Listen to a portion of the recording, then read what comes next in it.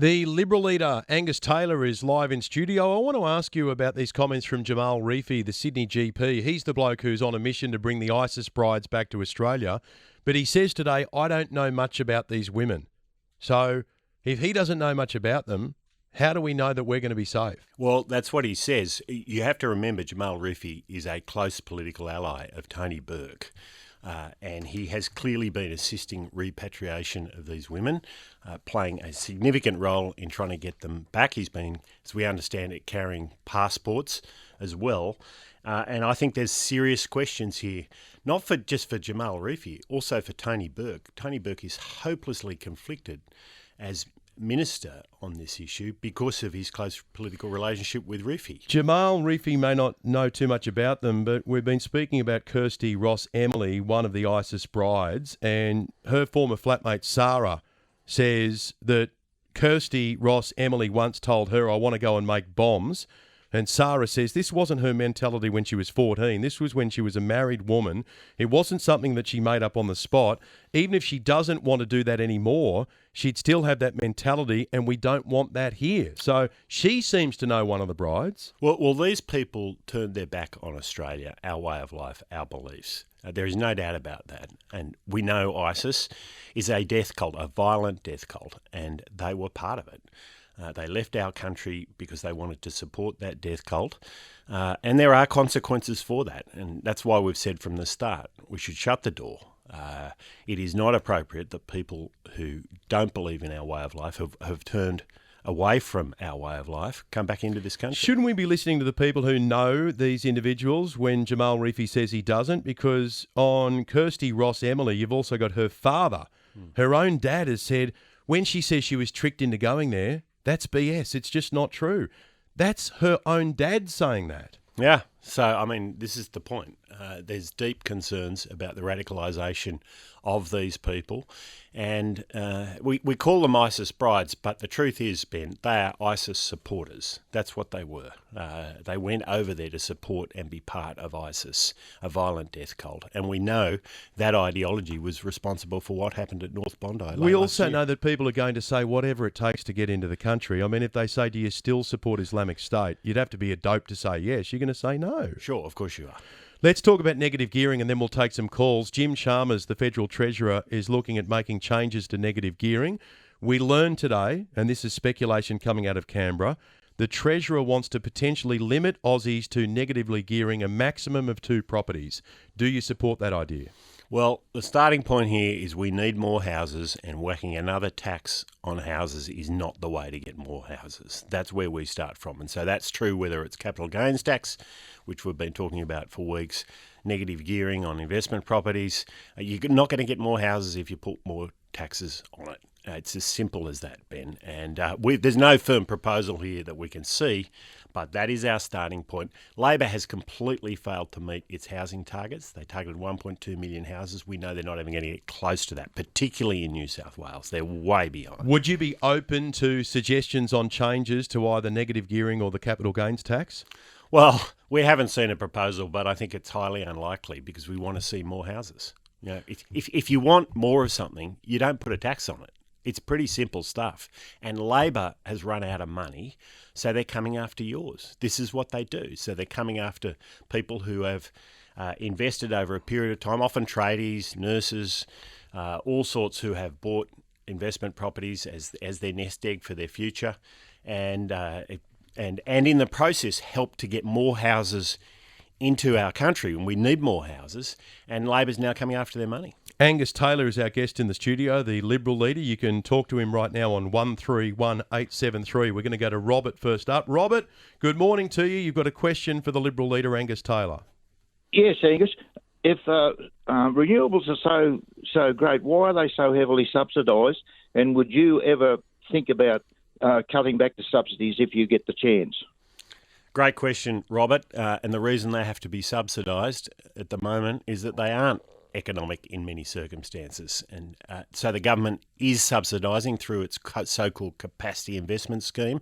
We've said we will change that scheme to take away those subsidies. No doubt about that. Let me ask you about the US Energy Secretary, Chris Wright. He says There is 0% chance of the world hitting net zero by 2050. I'm going to repeat it. There is 0% chance of the world hitting net zero by 2050. Do you agree or disagree? Oh, it's a long way away, but I think it's going to be very, very tough. And we are not going to bend over backwards, ruin our energy system, drive up the price of energy, drive down the reliability in order to achieve that target. So we've made that very clear. If you are PM, would you stay in these global climate agreements and commitments? Look, the big issue for us is getting out of this net zero ideology, and we would get out of that, no question. How do you get out of it? Well, you just say you're not doing it. You're not targeting it. I mean, it's completely fine for people to put solar on their roofs. It's going to help them out, and that brings down emissions. Great. When I was minister, Ben, we brought down prices by 10%, and we brought down emissions by 10% at the same time. Labor, 40% increase in prices and barely moving on emissions. They have completely failed on their energy policies. That's why we will get rid of the net zero ideology. Rocco's on the line. Rocco, you go right ahead, please. Yes, I just want to ask if he becomes Prime Minister and the Liberal Party get back in, would he cut government spending to the rate of inflation, which would help the RBA decide not to put up interest rates because it would neutralise the inflation rate? Angus? Yeah, look, great question, Rocco. And we have said clearly, and we'll say it again, that we've got to contain the growth in spending so that we can get interest rates down and inflation down in this country. We know government spending is contributing to that. And there are obvious areas where there is waste. Tens of thousands of kilometres of transmission lines across some of the best agricultural land in this country. That is not necessary if you are not committed to this net zero ideology we just talked about. We've been covering a case from Gemelong near Forbes where there's an abandoned solar farm that's just been left behind. The company's gone under. Yep. And the local fire captain's been on 2GB saying, well, who's supposed to clean up this mess? Well, and look, this is a deep concern. And in my electorate over the years, I've seen hundreds of wind turbines, probably into the thousands now, that have been built. And there are real concerns about what happens when they come to the end of their life. What we are seeing is incredible rural landscapes being desecrated against the will of the people in those regions, and all with big government subsidies, and we are not seeing reduction in emissions. Next up is Jim. Angus Taylor's with us. What's your question, Jim? Good morning. Great show, Ben. Angus, very briefly, what are you doing about defined benefit schemes with regards to the changes in taxes? The impact on self-managed super funds has been horrendous, and yet politicians who make up a lot of defined benefit schemes are simply being excluded from any tax pressures. What's your thoughts? It's another great question. Actually, the younger politicians are not on defined benefit schemes, but some of the older ones, including the Prime Minister, are. And this is a matter for, under the legislation which we opposed, this is a matter for Treasury. They will decide what those rules are. And I've got to tell you, there's some serious questions about how this is going to be done, and it's a very good question you ask. The Prime Minister's landed himself in trouble over a word association game that he was playing on stage at a lunch in Melbourne, and he was asked a series of names and issues, and when he was asked about Grace Tame, he used the word difficult. He now says, oh no, I wasn't describing her as difficult, I was saying she's had a difficult life. Do you believe him? Look, at the end of the day, she said that she was chanting globalise the intifada. Now, globalise the intifada is a call to violence. That's what it is. She said it unambiguously, and the Prime Minister could not condemn her. And frankly, that's not good enough. He lacks moral clarity in the way he approaches these issues. It's simple. If someone calls for violence, you condemn it. And he should have done that straight out. The good news for you is now you can play word association as well. So I'm going to ask you the same words, the PM cop. So very, very short responses. ISIS brides. Shut the door. Susan Lee. A great contributor to our nation. Anthony Albanese. Lacking moral clarity. Andrew Mountbatten Windsor. No comment. Look, not appropriate to be our future king, that's for sure. One Nation voters. Respect, they have left us for a reason. Pauline Hanson. She again, a great contributor to our nation over a long period of time. I think she gets it wrong, though. Australia Day. Keep it. where it is. Donald Trump?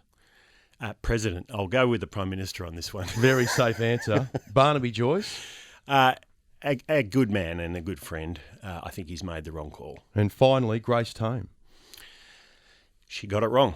Globalising intifada, it should be condemned by all of us. What's on the cards for you today? You only just made it to Sydney, I understand. What, was because of the wet weather or something? Wet weather. But I'm out to see this afternoon out in Western Sydney, closer to my patch, seeing the Assyrian community who are deeply concerned about the ISIS brides, so-called ISIS brides, and them coming back into their communities. Where are they going to live? Where are they going to go to school? These are reasonable, very reasonable concerns, and I'll be listening to them. We appreciate you dropping in. Thanks, Ben. Angus Taylor, live in studio.